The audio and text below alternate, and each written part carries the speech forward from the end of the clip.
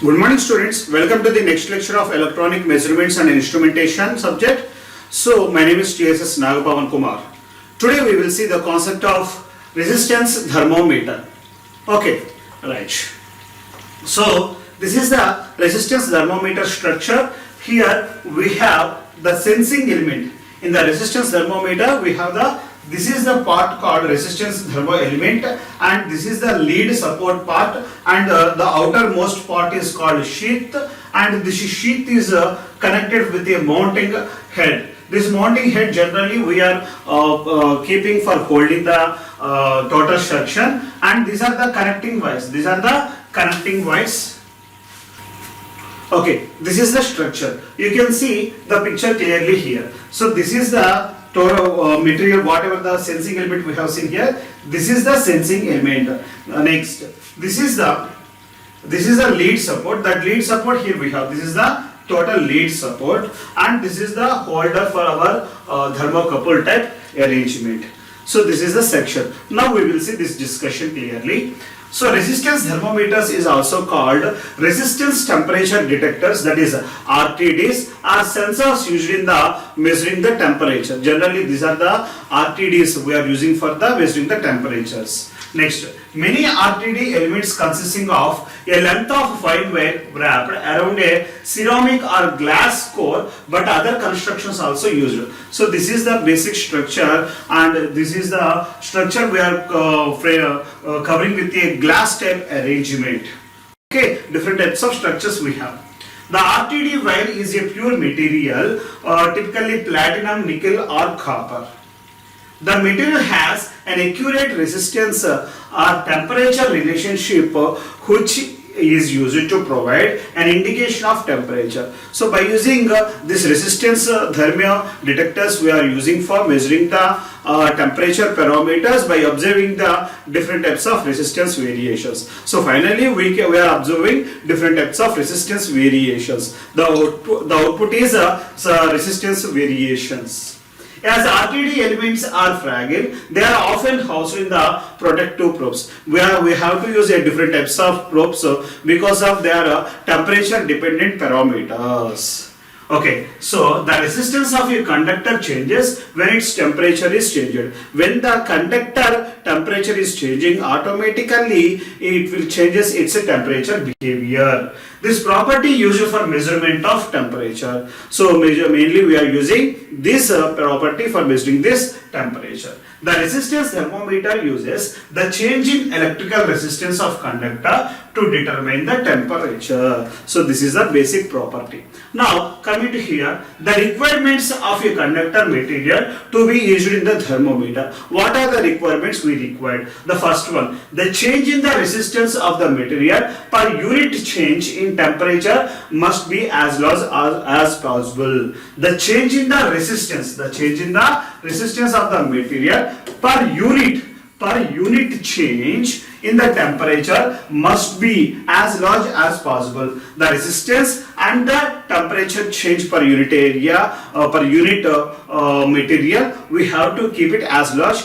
as possible. The second one, the resistance of the material must have a continuous and stable relationship with the temperature. The resistance of the material must have a good relationship with the continuous and stable relationship with the temperature. It is must and should. This is very, very important.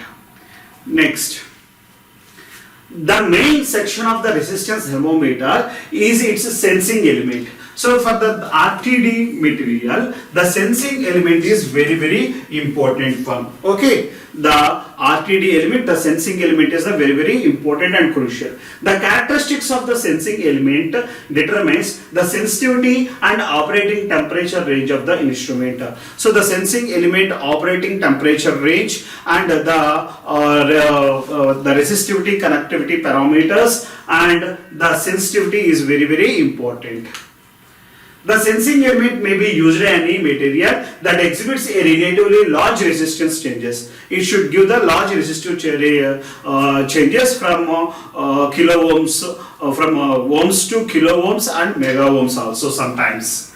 a relatively large resistance changes with the change in temperature. The material used should also have a stable characteristics, that is, neither its resistance nor its temperature coefficient of resistance should undergo permanent change with use or age. This is a very important parameter. It should give the best lifetime also. It is necessary to consider stability in order to maintain the calibration of the resistance thermometer. The need for stability frequently limits the temperature range over which sensing element may be used.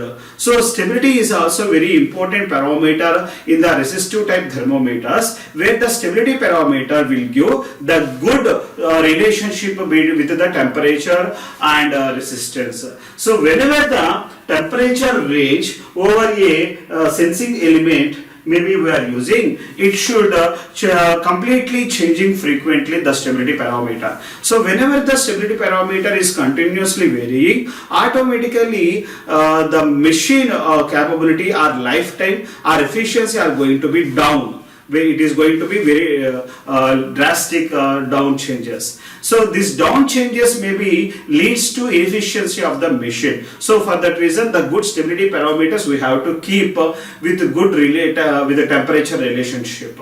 So when you are designing that machines, you have to take all these consideration to get the better performance. Next, coming to the advantages of thermometers. The first one, the measurement is very accurate because of we are selecting a proper material for sensing the element, and based on the sensing element it will give the good resistance behaviors.